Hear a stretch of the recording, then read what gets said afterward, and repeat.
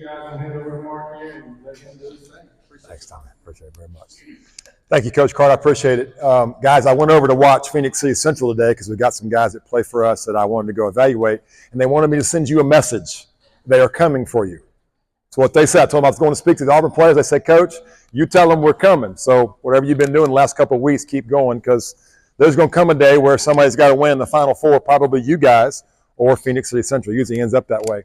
So I appreciate Coach Carter. I've never seen this. We had banquets when Brooks was playing, Brady was playing, and they were fine, but they were a little boring, a little slow. So this is kind of cool, kind of a family environment, and the fact that you guys are invited in, Mom and Dad, just to be a part of it. And then go outside on a beautiful day. A week ago when we talked, it was supposed to be pouring down rain, and it's beautiful. So you got a great chance to go out, be with your families, and hang out.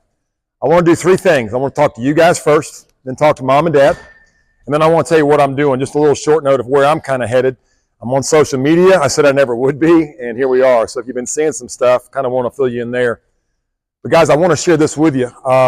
This is 30 years. Coach Carr and I were teammates in 1988, and the bedrooms that we lived in, we had single beds, and he's 6'9", I'm 6'6", and the beds were 5'8", and the rooms were like 7'2" wide. So we had feet hanging off, and it was really uncomfortable. We had a great year together, and he's one of the best men I know in terms of his care for other people, and that's who your head coach is. And he waited 25 years to be the head coach, and I thought it was absolutely the right decision by the administration to let him be the head coach. He'd earned it.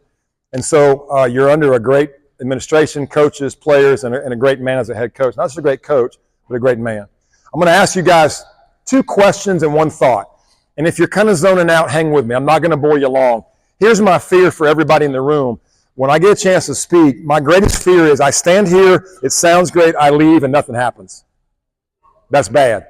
So my hope is that you will just grab something. I don't think it's possible to grab everything, and I'm not some great wise man, but I do have 30 years of mistakes, successes, ups and downs to share with you, and I hope you grab a nugget. I heard that term. I spoke to the Auburn baseball team in the fall, and Coach Thompson said, just grab a nugget, and I love that. So I hope you'll grab one thing today that maybe impacts you. Here's the first question I want you to answer, or think about it. You don't have to answer out loud. Just kind of let it sit inside of you. Who are you? Players. 14, 16, 17 years old. Like somebody walked up on the street and said, who are you? How would you answer that question? Well, I'm a baseball player. Well, I'm a boyfriend. Well, I'm a student. And those aren't wrong answers, but they aren't the best answers. So who are you? I want you to think about it and let it kind of grind in. Why is it important to know who you are? So to be fair, I'll tell you who I am. All right, number one, I'm a follower of Jesus Christ. 26 years old, professional baseball, an absolute train wreck. And I gave my life to Christ. And so who I am, number one, I'm a follower of Christ. Number two, I'm a husband to Lori. She's over here videoing. She dresses me. She feeds me. She keeps me straight. 36 years of putting up with me. And I'm a husband to her. And number two, number three, I don't count well either. I'm a dad to Brooks and Brady. So those are my guardrails. You guys, some of you are driving. What does that mean to have a guardrail? Guardrails keep you from going off the cliff. So number one, who am I? I'm a follower of Christ. If I blow that, I dishonor him. If I end up on the front page or on social media in a bad way, I dishonor him. And I'm not going to do that. I'm not going to do it. I'd rather die. Number two, I'm a husband to Lori. Anytime she wants to, she's free to check my phone and see who I've been talking to because she trusts me. When I'm at Lake Point or Hoover and I'm in a hotel at night by myself, you guys are aware, you're old enough to understand the temptations. She trusts me. She knows I'm not doing something or going somewhere in Atlanta, in Hoover, that I shouldn't be going to. I'm never going to lose her trust. Who are you? Who are you as a 17-year-old? And number three, I'm their dad. I want them to want to be like me as they grow as men. I want them to go, I want to be like my dad. Now, I don't know what kind of dad you have. I hope you have a good one. And we'll talk about that in a second. But that's my greatest thought, concern, focus. I want my boys to say, I want to be like my dad. I have a good dad. He's still alive at 84. I want to be a better man. And I'll leave it at that. I want to be a better man than he was. He is. So that's number one. Number two, what kind of man are you going to be? Go ahead and decide now. You're not too young to sit down with a pad of paper and say, this is the kind of man I'm going to be. What kind of man are you going to be? I have a definition of what a man looks like. And you can be 14 and be a man, and you can be 84 and be a boy. So thought number one is, boys take. Like, guys, if you walk into a room and you suck the life out of it, if it's all about you, you're a boy. And age doesn't guarantee you become a man. Men give. Boys take, men give. So just analyze your life. Do a diagnostic check of, am I always sucking the life out of things? Like, is it always about me at my house, in the clubhouse, in the locker room? Men give. Guys, men were put here by God to serve and sacrifice. Simple. Real simple. So decide now, what kind of man you're going to be. We got enough men who have dropped the ball. We got enough men who are, for lack of a better term, just kind of bums. Don't be that man. Decide now. The decisions you make. Why is it important? You're going to walk into a party someday. You've already done it. And there's alcohol in the room, or there's drugs on the table, or there's girls there, and you have a choice to make. Because of who I am, I'm not going to do this. I'm not going there. I'm going to walk out. You're with a girlfriend alone somewhere? Guys, you don't want to be a dad at 17. Go somewhere different. Get somewhere with other people. Know who you are so when you're in that setting, you don't cause regret. And that's the third point. Y'all know what regret is? Regret is like, I made a decision and I can't get it back. Can you be forgiven? Sure. We were forgiven at the cross. But you make some decisions and you have probably, hopefully made no decisions that have caused you regret that you can't get back. Ask them. Ask me. I can probably share some things with you. Wish I hadn't done that. But what you don't want to do is get in that car on a Friday night with somebody who's been drinking, or pick up that pill that you know you shouldn't touch. And all of a sudden something happens and you can't get it back. You kill somebody or you get killed. Or you're paralyzed the rest of your life. It happens every single Friday and Saturday night across this country, every day, every week. Guys like you end up in situations, in jail or dead or paralyzed or with a pregnant girlfriend because they put themselves in a situation, didn't know who they were, and failed. Don't do that. You don't have to do that. You don't have to be 50 years old going, man, I wish I hadn't done that. I blew everything. I lost everything. You don't have to be that guy. If you know who you are, if you decide what kind of man you're going to be, and if you never walk away from that, ever. How does it help you as a baseball player? Guys, you're not going to get the playing time that you want all the time. You're going to fail. There's no sport in the history of creation that fails more than baseball. So how do these two things help you? Well, are you a jealous teammate? Do you pull for guys? Is it fake? Man, great job, and you don't mean it? Or are you a teammate that's truly happy for the other guys because you know who you are?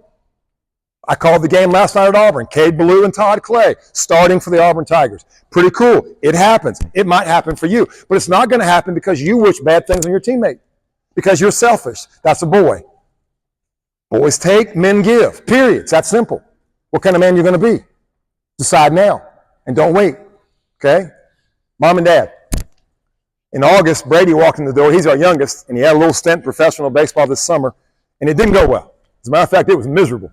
And we got to watch all of it on the live stream, and we spent most of our lives, because I was at the academy, watching his career and Brady's career on live stream.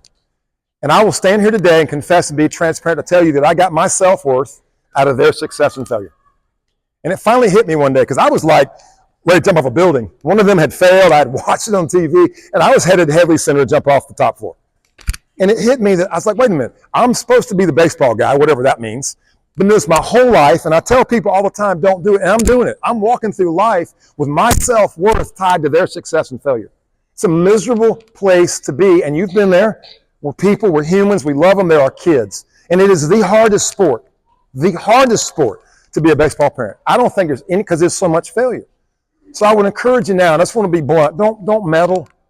Coach Carter's got a job to do. They want to win. So guys, if you're not playing, it's your fault. It's not their fault. They don't hate you, and I did it all. Coach doesn't like me. Talking about teammates, I did it all. I'll just confess, I was probably one of the worst teammates you might ever come across until I decided to be a man instead of being a boy.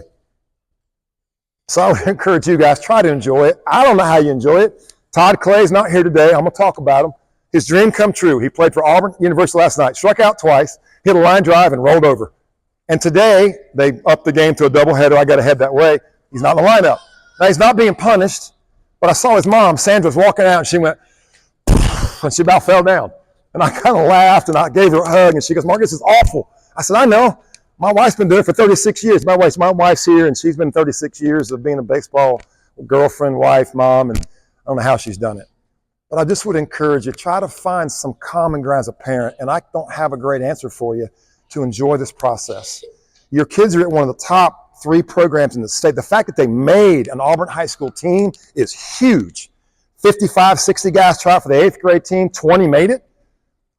Years ago, I walked into IHOP, and it was probably 7 in the morning, and Coach Semo and all the coaches, Tom, I don't know if you remember this or not, they were all on one of those huge tables, like 10 of them. And Blake, you might have been a part of that staff too.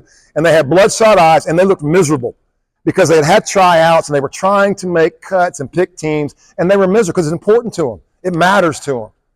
So as a parent, don't ever assume they don't care about your son. Don't ever assume they're trying to hurt your son. That's what we do as parents. They're our kids. Like, I love my kids more than I love your kids, right? I heard our pastor say that at Church of the Highlands. I couldn't believe he said it. He said, I'm not ever going to be a youth leader because I like more kids more than I like your kids. So you should pull for your kids. I would sit in the stands in their career, and I would listen, and I never heard parents pull for other players. And that bothered me. Like, I'm a parent too. I'm selfish too. I want my kid to do well. But I made a point when Brooks and Brady were coming up that I was going to be annoyingly obnoxious, I guess is the right word, cheering for your son, not just mine. But I would sit there and listen, and it was just crickets. And then all of a sudden, your kid came up and, hey, come on, let's go, Johnny. I'm like, that's the part I hope that I can share with you guys is be the parent that just pulls for every kid. And when your son comes home and it's been a bad day, don't talk about it. Love him. He's trying, doing the best he can. Just one short story of the one thing my dad did, maybe the greatest thing he ever did for me. He wasn't an intentional dad.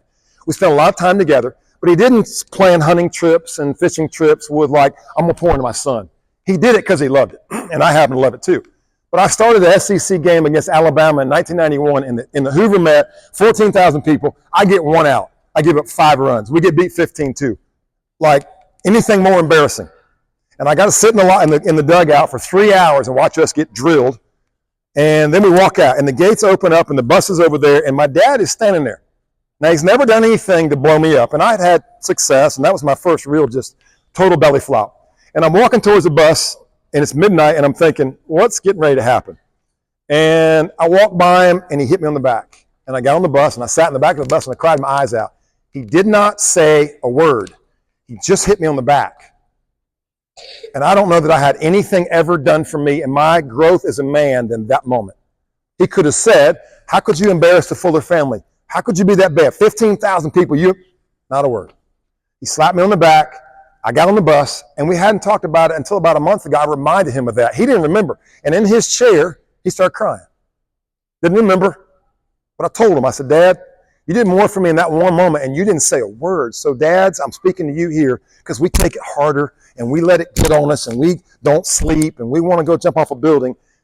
Just let them be young men. Let them be ball players. You're here to build men, not baseball players. If they're going to become Todd Clay and Cade Ballou, that will happen because they have God-given talent.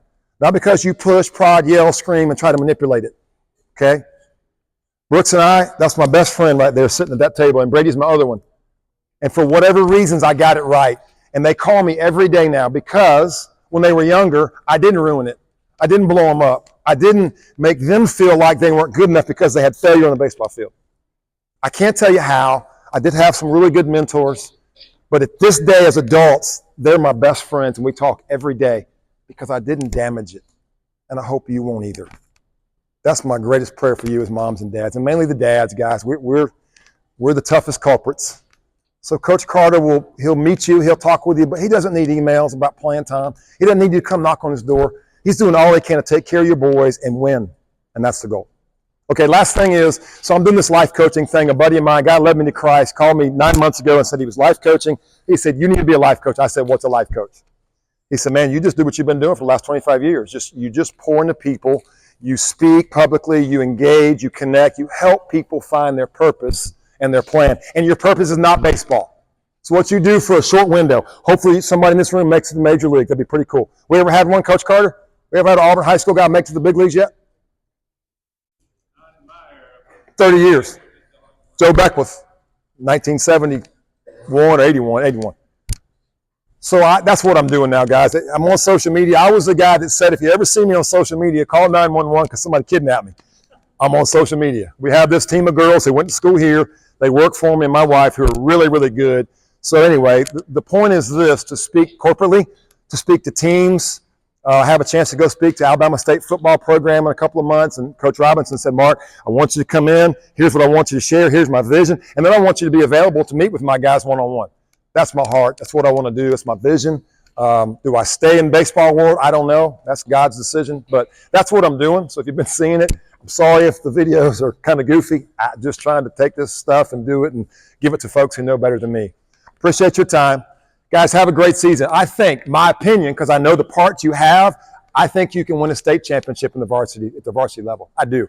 Because I know so many of you guys. And guys that I don't know who play for other organizations, I know how good you are. I think you have a chance to win a state championship. But you're going to have to beat Hewitt or Bob Jones or Central or Hoover. And right now, they think they're going to win a state championship. They beat Hoover. You beat Hoover or Hewitt? Hewitt, Trustful. And then Brady beat Hoover to win one. So you're going to have to go through one of those 5 teams to do it. And what's going to determine whether you do it or not, the things I just talked about. Secure in yourself, confident who you are, and a great teammate, and pulling for each other day in, day out. Appreciate you guys' time. Thank you. God bless.